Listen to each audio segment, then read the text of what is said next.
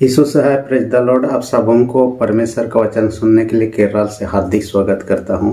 हम अक्सर कई बार दो में से एक को चुनाव करना पड़ता है, जैसे कि सही गलत में से।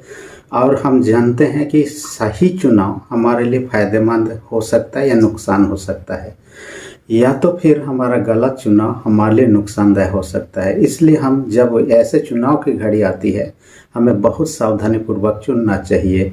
बिजनेसमैन जो करता है कभी भी घाटा होने के लिए चुनता नहीं है, वो बिजनेस में सफल होने के लिए, फायदा पाने के लिए चाहता है।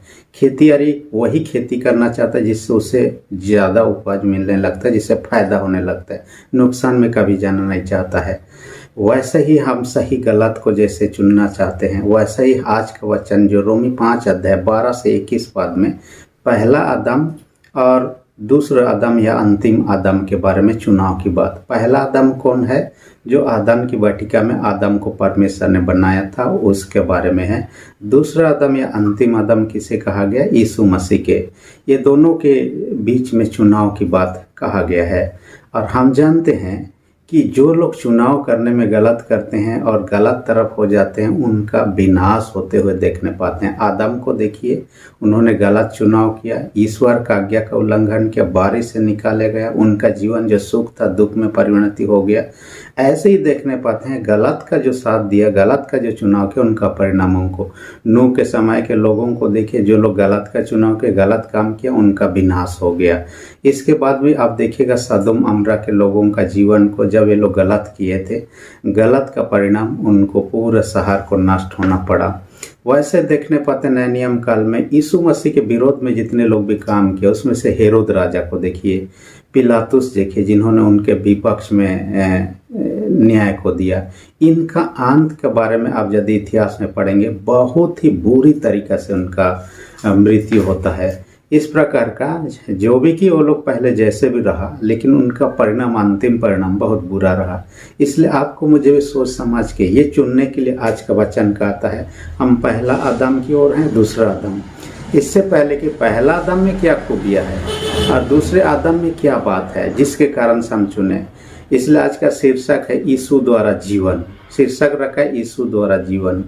पहला आदम के द्वारा से मृत्यु आया, परंतु दूसरा आदम यीशु के द्वारा से जीवन आया, इसलिए उसका शीर्षक है यीशु द्वारा जीवन। पहले पॉइंट में हम चर्चा करेंगे आदम का पाप और मृत्यु को देखते हैं। देखिए, आदम जब से पाप किया, जगत में पाप आने के कारण से मृत्यु भी आ गए।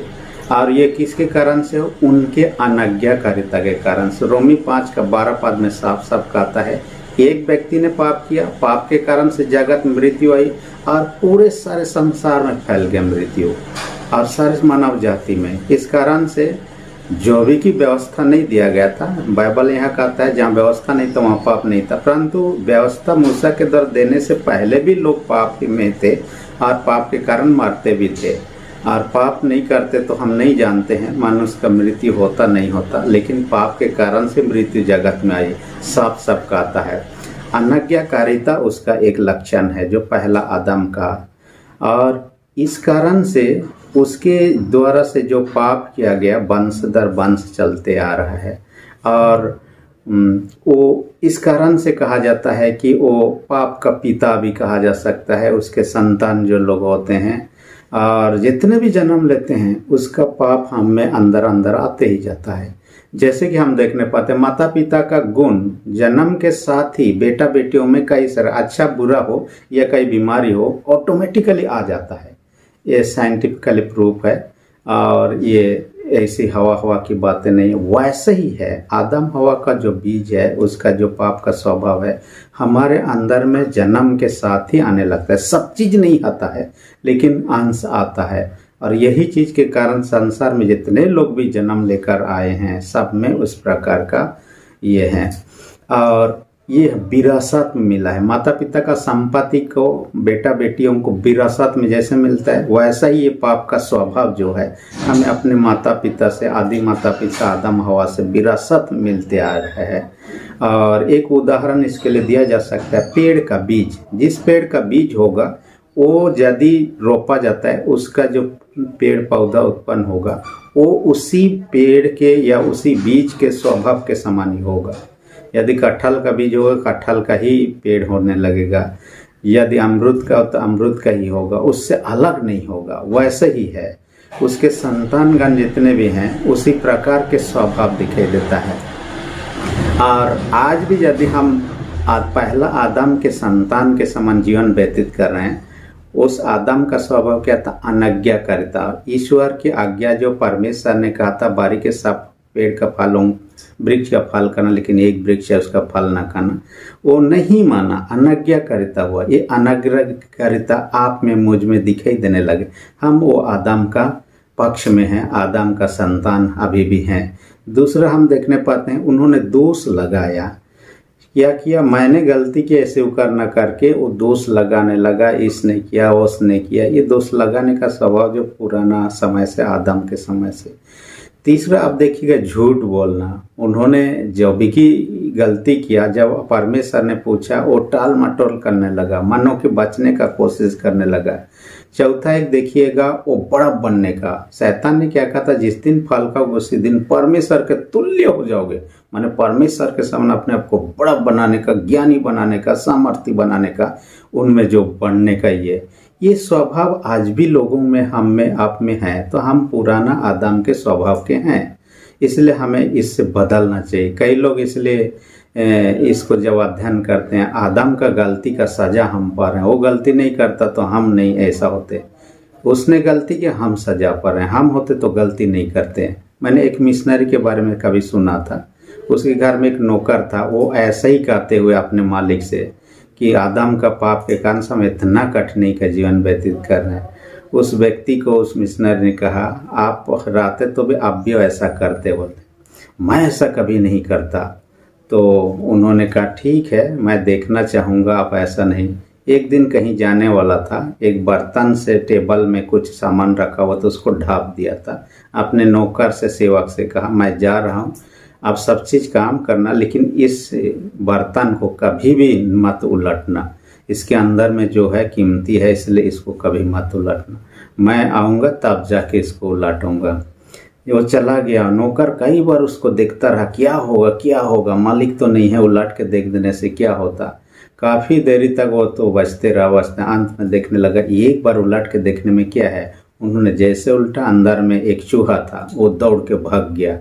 जब मालिक जो मिशनरी था वो घर वापस लौटा, तब उन्होंने सबसे पहले उसी बर्तन के पास गया, देखा कि खोल के उसके अंदर में चूहा नहीं है। तब अपने नौकर से कहा, देखो मैंने कहा था कि इसका उलट के कभी मत देखना, लेकिन तुमने ऐसा ही किया। तुमने एक दिन भी मेरे आज्ञा का पालन नहीं कर पाया। तो आदम हवा इतने दिनों से बारी में थे और तुम कहते हो कि मैं होता तो मैं अनाज्ञाकारी नहीं होता, मैं उनके इच्छा अनुसार चलता। तुम तो एक दिन भी आज्ञाकारी नहीं बन रह पाए। जो भी रहा, लेकिन हमारे स्वभाव है, परमेश्वर का वो आज्ञा का उल्लंघन किया। उन्होंने क्या करने के लिए? परमेश्वर के तुल्य हो, जो भले बुरे ज्ञान पाकर भलाई को उन्होंने जाना, लेकिन भलाई करने की क्षमता उनमें नहीं रहा जैसा करना चाहिए। वो स्वभाव आप में, मुझ में भी। उन्होंने बुराई को जाना, बुराई से पूर्ण रूप से बचने की क्षमता उसमें नहीं रहा। यही आप हमारे स्वभाव में दिखाई देता है। और इस कारण से हमारा जो परमेश्वर के साथ में संबंध बिगड़ गया, आदम का पाप के कारण से परमेश्वर के साथ संबंध बिगड़ गया। हम अपने आप में ही हमारा संबंध बिगड़ गया, दूसरों के साथ में भी संबंध बिगड़ गया। एक विद्वान ने इसके लिए एक उदाहरण दिया, एक पेड़ का उदाहरण दिया है। पेड़ का जड़ ईश्वर है कहता है, और जड़ यदि सही है तो सही पोषक तत्व पेड़ को मिलता है और वो बने रह सकता है। पेड़ में यदि कुछ खराबी आ जाए, कुछ गड़बड़ी आ जाए, तो उसका असर वो पेड़ का जो ये होता है, ताना होता है, उसमें होने लगता है। फिर बाद में उसका डाली पर असर होने लगता है, यहाँ तक कि उखड़ जा सकता है, मर सकता है, ऐसा होने लगता है। तो ये जड़ जो है ईश्वर है, उसका जो तना मोटा अंश है आप और हम हैं, और उसके जो डाली सब है हमारे दूसरे लोगों जिनके साथ हम जुड़े हुए हैं। तो हमारा जब जड़ से संबंध सही गड़बड़ होने लगता है तो हम कमज़ोर होने लगते हैं, ईश्वर के साथ संबंध गड़बड़ होने लगता है तो हमारा अपने आप में भी डाउट होने लगता है, कई सारे चीज़ द्वंद्व होने लगता है। सही गलत चुनाव करने के समय में हम लोग कई बार गलत चुनाव करने लगते हैं, ऐसा होने लगता है। और हमारा दूसरों के साथ भी संबंध बिगड़ने लगता है। जैसे कि हम जानते हैं, आदम हवा जब पाप नहीं किए थे तब तक पशु पक्षियों के साथ उनका अच्छा संबंध था। जब पाप किए उनके बाद उनको बारिश से निकले, वही पशु पक्षी लोग उनको हमला करने लगे, उनको ये लोग मरने लगे। इस प्रकार का घटनाओं को देखने पाते हैं। जो भी रहा इस प्रकार का, और हम जानते हैं कि सबों ने पाप किया आदम हवा के कारण से। रोमी 6:23 में कहता है सब ने रोमी 3:23 में कहता है सबों ने पाप किया। 6:23 में कहता है पाप की मजदूरी मृत्यु है, और पाप के कारण से ही। और दूसरा पॉइंट में हम देखने पाते हैं यीशु द्वारा अनंत जीवन। यीशु आज्ञाकारी रहा। पहला आदम आज्ञाकारी नहीं, यीशु आज्ञाकारी नहीं रहा। इसलिए फिलिपी 2:8 में कहता है यहाँ तक आज्ञा कर रहा कि अपना प्राण तक दे दिया यीशु मसीह ने। किसका आज्ञा करे? परमेश्वर पिता का। जो कुछ उन्होंने कहा सब चीज़ पूरा किया, सब चीज़ व्यवस्था में जो कुछ भी उनके बारे में लिखा हुआ था पालन करना था। मनुष्य के लिए व्यवस्था को पालन करना संभव नहीं था, लेकिन यीशु मसीह ने उसको पालन किया, पूरा किया, इसलिए आज्ञाकारी रहा। और उस पर विश्वास करने के द्वारा ही उसका अनुग्रह, धार्मिकता और अनंत जीवन का हकदार होने लगते हैं। जैसे विरासत में माता पिता का संपत्ति होने लगता है, वैसा ही यूहन्ना 1:12 में जब हम यीशु पर विश्वास करने लगते हैं हम परमेश्वर के बेटा बेटी बन जाते हैं। परमेश्वर के बेटा बेटी होने के नाते उसके जो धन संपत्ति है, अमूल्य धन संपत्ति का है, स्वर्ग में है, और स्वर्ग का उत्तराधिकारी होने लगते हैं। यही तो, और उस वहाँ का जीवन कभी खत्म नहीं होने वाला है। ये सांसारिक जीवन जिसे हम देखने पाते हैं, आदम का स्वभाव वाला जीवन, ये खत्म हो जाएगा, लेकिन यीशु के पक्ष में है तो हमारा जीवन अनंत काल तक कभी खत्म नहीं होने का है। इसलिए हमारा उस जीवन को प्राप्त करने के यीशु के पास आना, यीशु पर विश्वास करना है, और वो हमें विरासत में मिलने वाला है। जैसे कि हम देखने पाते हैं किसी माता पिता का जब बेटा बेटी नहीं होते हैं, वे लोग क्या करते हैं, गोद लेते हैं बेटा बेटी। जब गोद लेते हैं बेटा बेटी तो प्रक्रिया के अनुसार नियम पूरा हो जाता है, तब उनका संपत्ति पर वे लोग अधिकारी होने लगते हैं, क्योंकि उनका संतान बन जाते हैं। वैसे ही एक सम्राट के बारे में आपने सुना होगा, अगस्तुस कैसर। बाइबल में एक नाम चर्चा है, अगस्तुस कैसर के बारे में आपने सुना होगा।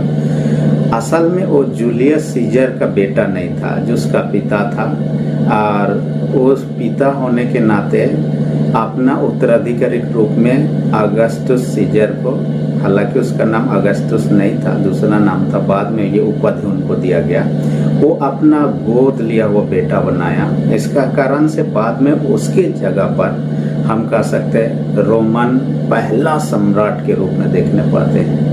और ये गोद लेने के कारण से ये सौभाग्य प्राप्त किया, लेकिन अच्छा राजा बना, अच्छा काम किया। बाइबल में इसका चर्चा भी, उसकी ओर से आज्ञा निकाले गए नाम लिखाने के लिए, इत्यादि इत्यादि हम देखने पाते हैं यीशु के जन्म के अवसर की घटनाओं में। तो ये व्यक्ति जैसे एक राजा नहीं था, राज परिवार का सदस्य नहीं था, लेकिन उसको दातक पुत्र बनाया, एडॉप्टेड सन।